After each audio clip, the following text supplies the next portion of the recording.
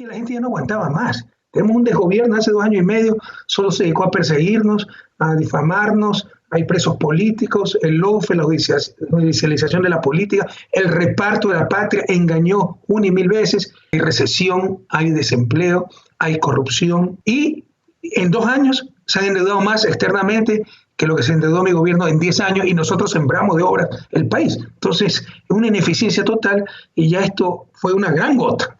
El paquetazo ha sido muy fuerte, pero fruto también esta explosión de lo que ha venido acumulando. Toda esta protesta es transversal. Hay correístas, anticorreístas, que a mí nunca me ha gustado la definición de correísmo, pero ellos mismos la instauraron. No, hay una indignación total, la economía está en recesión, pero solo por malos manejos. Durante los 10 años de mi gobierno invertimos cerca de 100.000 millones de dólares. La deuda externa solo creció de 13.000 a 27.000 millones de dólares, 14.000 millones en 10 años. En 2 años la han hecho crecer a 15.000 millones más y sin ninguna obra. Sin ninguna obra, no hay nada, ¿no? ¿Qué hicieron con ese dinero? Una de las grandes incógnitas. Y el manejo nos tienen en recesión, el desempleo ha crecido, la inseguridad, la corrupción, los puestos públicos están tarifados. Entonces la gente ya está verdaderamente harta. La pregunta es, nosotros a veces hacemos paralelismos con lo que ocurre en la Argentina, a veces encajan, a veces no. Le pregunto a usted que también conoce nuestra realidad, la de nuestro país, la Argentina. El gobierno de Macri, por ejemplo, cuando tiene problemas económicos suele hacer referencia, él dice a la pesada herencia, ¿no? En este caso al kirchnerismo. No sé si usan ese término allí en Ecuador, pero algunos se preguntan... También, ¿no? Bueno, tengo entendido que... Pero eso funciona 2 meses. Pero quieren cerrar el déficit fiscal... Mira lo que pasó en Argentina, ya el 4.º año nadie lo cree, pues en Ecuador ya el 2.º año nadie lo cree. Claro. Nosotros tenemos una economía creciendo, ¿no? Duplicamos el tamaño de la economía, fuimos los campeones regionales en disminuir pobreza, inequidad. Hay 500.000 pobres más, casi 3 puntos más de pobreza en estos 2 años. Y sin ningún factor externo, me refiero a ninguna causa ajena al país como... nosotros tuvimos que enfrentar, desplome en los precios del petróleo, terremoto en Manaví, nada de eso, ahora, solo mal manejo. ¿Y déficit fiscal quedó cuando usted dejó el poder? Porque quizás a eso apunta este gobierno. Dice, bueno, hay déficit fiscal muy grande, no podemos imprimir billetes porque la economía es dolarizada y tenemos que acudir al Fondo Monetario. Eso es lo que dice este gobierno, me interesa su opinión. Pero, oiga, había 10.000 alternativas, sí, se quedó un déficit fiscal porque hicimos importantes inversiones donde solo nos tocó pagar para que ellos recojan los frutos, por ejemplo, desarrollar el campo ITT. Eso les está dando 1.000 millones, yo solo gasté plata en eso. Ellos están recogiendo los ingresos, siempre lo dijimos. Por ejemplo, las hidroeléctricas están ahorrando cerca de 1.000 millones de dólares que se importaba combustible antes para las termoeléctricas, ahora tenemos energía renovable, exportamos energía de origen hídrico. Por ejemplo, la repotenciación de la refinería Esmeraldas, 300 millones por aumento de la eficiencia, nos ahorra en importación de combustible. Eso nos ahorra divisas y genera ingreso fiscal, ahorro neto fiscal de cerca de 2.300 millones de dólares, 2.3% del PIB.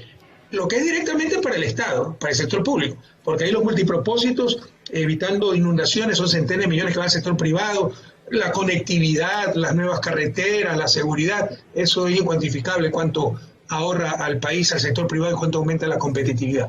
Recibe un país mucho mejor del que nosotros recibimos, pero los ineptos tienen que buscar algún pretexto. Y hubo un déficit fiscal que tuvo hasta terremoto, por favor. 2016 tuvimos un terremoto que nos hizo perder más de 3 puntos del PIB, que nos olvidamos de esas cosas. Pero estaba todo perfectamente financiado. Y cortaron la fuente de financiamiento interno para privilegiar los negocios privados. Por ejemplo, seguridad social. Restauraron un subsidio inútil, que es el 40% de las pensiones, porque tiene exceso de liquidez el Seguro Social, pero cuando se daba ese subsidio, que es más de 1.000 millones de dólares, el Seguro Social compraba bonos al Estado y lo financiaba. Prohibieron aquello, esa plata va a financiar Estados Unidos, va al exterior. El Banco Central, donde tiene la plata del propio Estado, que le da a los municipios, universidades públicas, creamos una cuenta única del Tesoro, ¿no? Y hay reservas en el Central que es dinero público. Le prohibieron financiar al Estado. Entonces, ellos mismos se dieron el tiro en el pie, cortaron toda la fuente de financiamiento y solo le quedó recurrir al Fondo Monetario. Pero fue una crisis inducida, eso es lo que buscaban. Ahora, Correa, bueno, siguiendo con este paralelismo que es inevitable para nosotros porque también atravesamos una crisis económica, también la Argentina tuvo que recurrir al Fondo Monetario Internacional. Se habla allí de un paquetazo de medidas que fueron el detonante del caos en las calles. ¿Cómo se sale? Porque hoy en la Argentina, bueno, también estamos en una transición, ¿no? Electoral, pero ¿cómo se sale y que esa salida sea la mejor para cada uno de los ciudadanos? Estamos hablando tanto de la Argentina como de Ecuador. Allí se habla de condicionamientos del Fondo Monetario Internacional, como por ejemplo reforma laboral, reforma tributaria.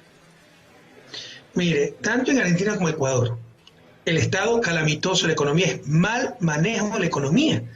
Oiga, quieren decir que están reparando los problemas del pasado, entonces sacando los subsidios, controlando el gasto público y cada vez la gente vive peor. Entonces, la gente lo que está diciendo, bueno, vuélvanos a lo que era tan malo antes, porque realmente vivamos mejor. O sea, no se puede ya distorsionar la realidad, sobre todo cuando ya pasan algunos años con el nuevo gobierno y con el cuento de que todo fue culpa del anterior. Todo es mal manejo económico.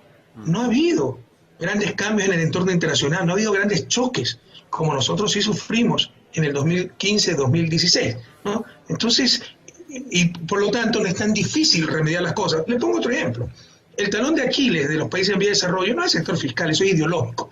Es para minimizar el Estado. Por ejemplo, la reforma laboral va contra los empleados públicos. Quieren desmantelar el Estado para que tenga negocio. Y algunos no entienden, ¿no? Reducción de funcionarios públicos, 20%, maravilloso. No entienden que va a dejar de proveer ciertos servicios que lo va a hacer el sector privado y va a tener que pagar por esos servicios, por ejemplo, educación, salud, etcétera. Entonces, quieren desmantelar el Estado, ¿no? Y no había ningún factor real, ¿no? que vaya a afectar a la economía. Es mal manejo, ¿no? Y estos fundamentalismos ideológicos de querer minimizar el Estado, querer supuestamente hacer todo que sean los precios del mercado, en economías como las nuestras, con pobreza generalizada, y ahí están las consecuencias. Y en ese sentido, ¿usted cree que es necesario un adelantamiento de las elecciones? Se lo pregunto porque hay diputados que responden a su espacio y están pidiendo la destitución de Lenín Moreno. Ya se me fue la idea, le decía, el talón de Aquiles de una economía en vías de desarrollo no es el sector público, eso es ideológico. Eso lo dice el sector privado empresarial, el Fondo Monetario para cogerse todos los negocios. Es el sector externo, hay que ser muy cuidadoso. Yo escuchaba en la introducción que el reportero hablaba de la dolarización. La dolarización es un desastre, es un tipo de cambio fijo extremo. Miren lo que le pasó con la convertibilidad, que es un sistema menos rígido que la dolarización. ¿Y por qué estalló la convertibilidad? Cuando ya no entra en dólares, cuando ya han vendido hasta la camisa, Menem, no privatizando todo eso, ya fue insostenible la convertibilidad. Nosotros hicimos sostenible la dolarización, pero no es un sistema que conviene a nuestros países. En todo caso, cuando pierdes moneda nacional, para equilibrar el sector externo o proteger el sector externo, que te puede hacer estallar la economía, solo que queda la política comercial. Estos señores sacaron todos los aranceles, o muchos de los aranceles, con lo cual deja expuesto al sector externo, perjudica la producción nacional y deja de recibir ingreso fiscal, pues. Y luego dicen, hay crisis por Correa, tenemos que endeudarnos con el Fondo Monetario. Ellos provocaron la crisis y esto es política económica. Entendamos, no todo se pasa en economía, pero no se tiene que hacer lo mismo en lo peor. ¿Y quién está contento con las medidas? Te dice quién tiene el poder. Si están contentos los banqueros, los grandes empresarios, el gran capital, y el que está triste es el obrero, el campesino, el transportista, quiere decir que el poder volvió a manos de unas cuantas élites. Claro, recién mi compañera le preguntaba si es necesario, por ejemplo, adelantar las elecciones. Alguien que nos está escuchando hablar, a usted y a nosotros, y sin conocer la política de Ecuador, sin seguirla de cerca, dirá, Correa está hablando de el presidente que es de otro partido. Y bueno, a ellos le contamos, no tienen por qué saberlo, que Lenín Moreno fue vicepresidente suyo, que fue un candidato que usted en su momento apoyó, pertenecía al mismo espacio. La pregunta es, son dos. ¿Qué le pasó a Lenín Moreno, según su parecer? Y en todo caso, ¿y ahora qué hacemos? Porque hace poco que asumió y quedan unos años todavía de su mandato. Bueno, no hace tan poco, ya más son más de 2 años, claro, 2 años y medio. Mire, felizmente, la Constitución ecuatoriana, sabiamente, permite salidas institucionales cuando existe un caos, una conmoción social, política, económica como la que estamos viviendo. Y esto se hizo en base a la experiencia de la Constitución del 2008, le hicimos a nuestro gobierno.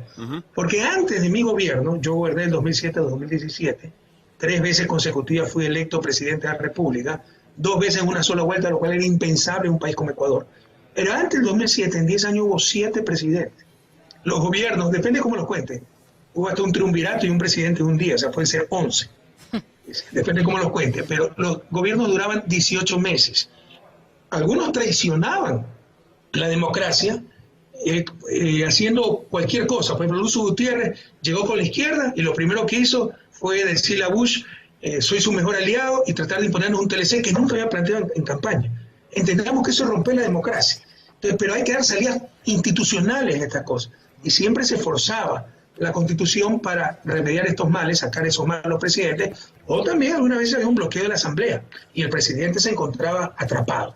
Para evitar eso, la Constitución creó la figura de muerte cruzada, que es una institución tomada de los sistemas parlamentarios. Los sistemas parlamentarios cambian la mayoría y cae el gobierno, y hay que anticipar elecciones.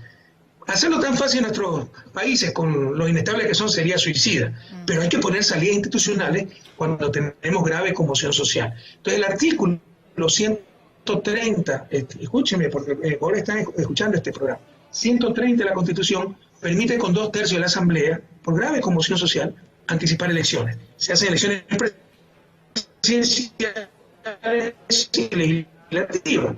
Obviamente los legisladores no tienen la generosidad de poner sus cargos a disposición. El presidente de la República, con el artículo 148, también frente a grave conmoción social, puede anticipar elecciones. Y vamos a ver si tiene algo de sentido de patria. No lo va a tener, Moreno, pero hay salida institucional. La salida institucional es en el marco constitucional, en estricto sentido democrático, anticipar elecciones, y esto se resuelve. Pero como saben que los barremos en esas elecciones, muy difícilmente lo va a hacer. Usted ha dicho, era de nuestro partido, nos traicionó totalmente. Acaba de dar una rueda de prensa en que dicen nuestros opositores históricos, Jaime Negó Sadi, Guillermo Lasso, que fue contra el que perdió, y después hizo un pacto.